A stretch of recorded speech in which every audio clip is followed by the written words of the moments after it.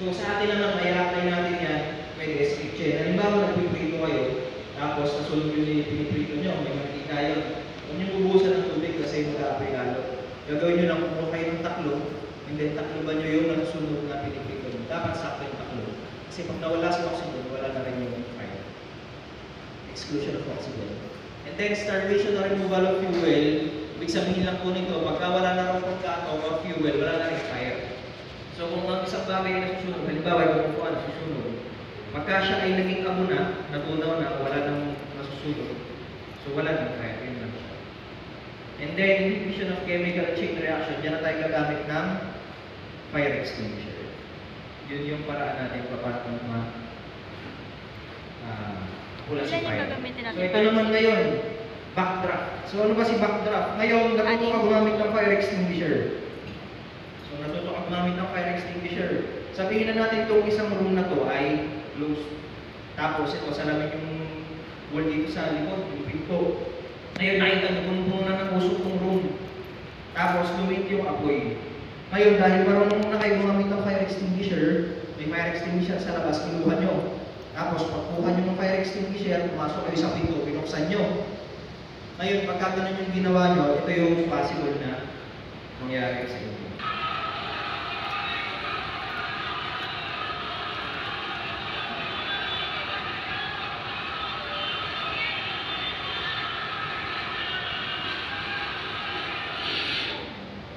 Karoon ng explosion.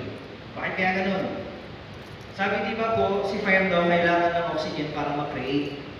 Ibig sabihin lang yan, sa isang kwarto na nasusunog yung nasa loob, si fire kakainin niya lahat ng oxygen sa loob ng kwarto na yun. Ngayon, once na maubos na yung oxygen sa kwarto na yun, tapos bigla mong binuksan yung pinto, papakainin mo siya ng sobrang dami ng oxygen, yun yung magkakos ng explosion. Kaya kung makaka-experience po kayo ng ganito, kung tingin nyo po na pwedeng mag-cause ng backdraft, huwag nyo na po lang kainan. Kaya nyo na po kami magpunta dito, itawag nyo na lang po sa amin. Alam po namin yung dapat gawin dyan. Okay? So, backdraft. Ngayon, sa classification of fire naman tayo. Sa classification of fire, meron tayong 5 classification of fire. So, class A, B, C, D, and D. Ano ba yan? So, si class A ay si tinatawag namin class abo. Lahat ng nag-aapoy na mag-produce ng abo pagkatapos ng class A yan. Pwede siya patayin gamit ng tubig. So, ano yun? Kahoy, plastic, katawan na ng tao, class A fire yan.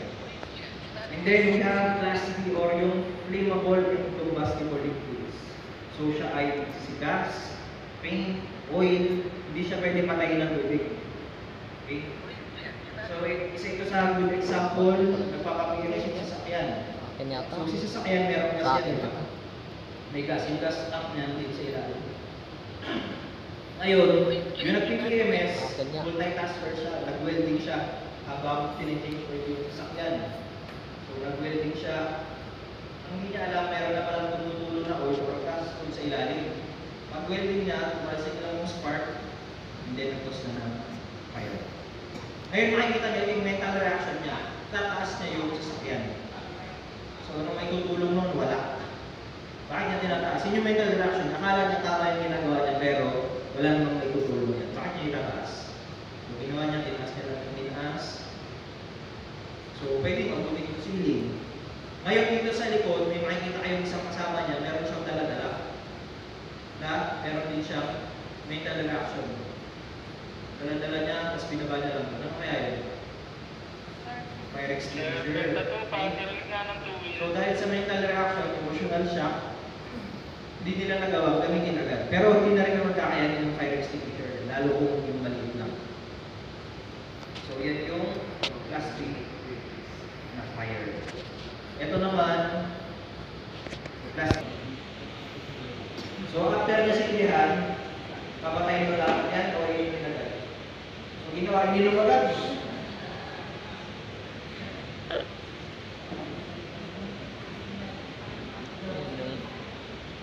Wala ang alcohol.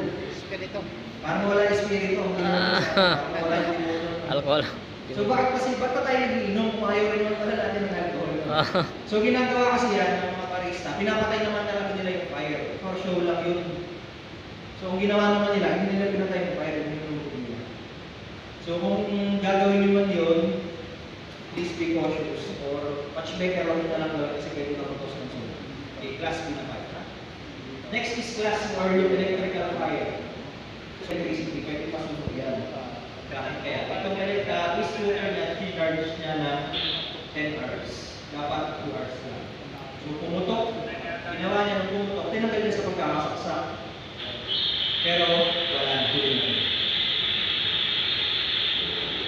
Sumali. Electrical fire. Hindi siya pwede gamitan ng tubig. At dyan papasok si class D fire. Combustible metal. Bakit involved sa class D? Kasi si combustible metal, isa sa very good example niya yung battery. Yung battery. So silicium is isang type ng metal. So bakit siya naging flammable or fire hazard? Tingnan natin. Fire extinguisher. Tingnan nyo dito kung saan lang siya pwede gamitin ng classes of fire. Example dito yung kulay blue. Makikita nyo doon, pwede lang siya gamitin sa class A and class B. Sa class A hindi, kasi yung kulay blue na yung water base. So pagka ginamit mo yung tubig sa nasusunod na class C o yung kuryente, pwede kang mabahamak, kaya hindi siya pwede sa class A.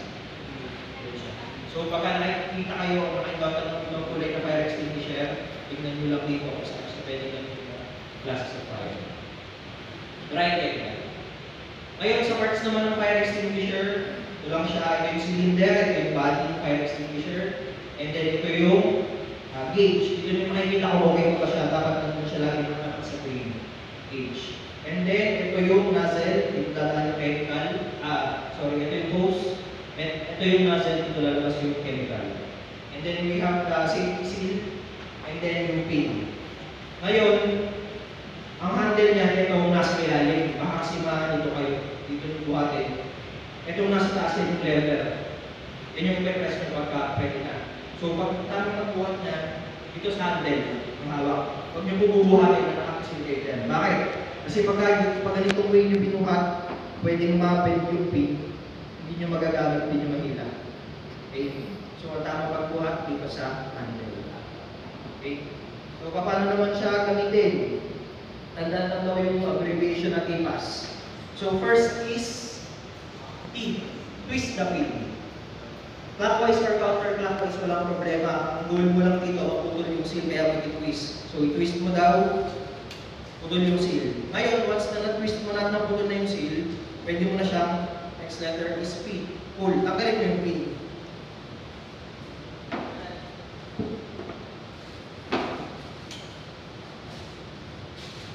Once na matanggal na yung pin, anytime pwede na yan mapigtog. Kaya, bubuhatin nyo pa rin dito sa handle. Kasi pagka binuhat nyo yan dito, baka natakbo kayo, ubos na yung chemical pagdating sa fire. And then, next po sa pull is aim. Hawakan yung nozzle. Dito nyo po hahawakan sa nozzle ha, o dito sa hose kasi may pressure yan, pwede mag-trigger. So, hawakan sa nozzle, aim sa base ng fire. Ibig sabihin kung si imam yung nasusunog at ang base ng fire ay nasa ilalim, doon itututok sa ilalim, huwag sa taas. Base ng fire. And then, squeeze. So, pwede nyo nang squeeze yung lever and then sweep side to side para matakpan yung buong nasusunog na base.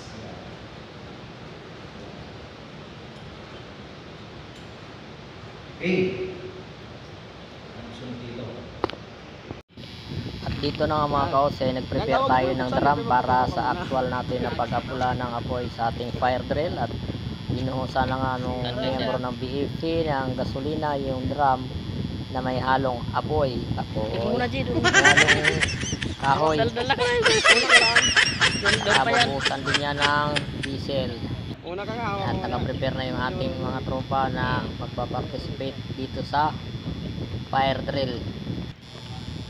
So dito na nga nag-explain na yung ating taga Bureau of Fire, taga mga bumbero, kung paano gumamit ng fire extinguisher sa actual na pag-apula ng apoy.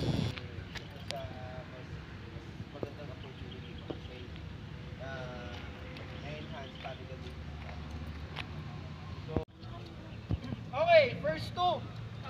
Jay, pasok. Pasok. Huwag muna, jangan ka muna. Tuturuan ngayon yan. Atras. Atras. 3. Isa pa, para medyo maganda yung laban. Also,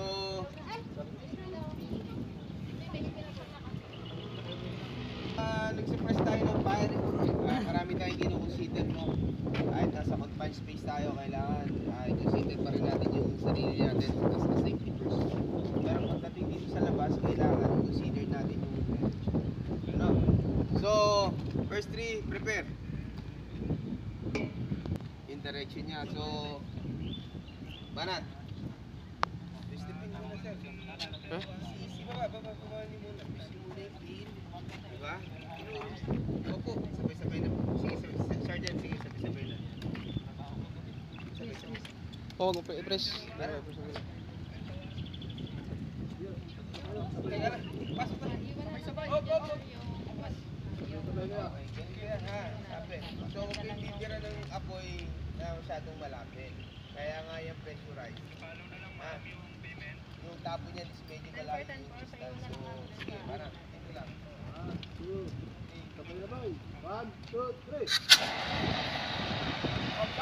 Ayaw. Yun o. Nabatay. Pumalpak yung ano ni Jay. Paano naman ka naubos na? Wala, Jay? Wala? Press mo nga. Wala.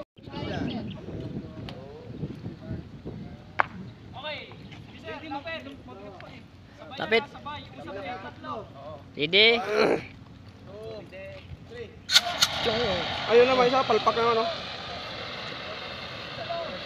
Wala naman palpak ang mga extension Palpak. Pang laman. natin. Palpak ang mga extension natin.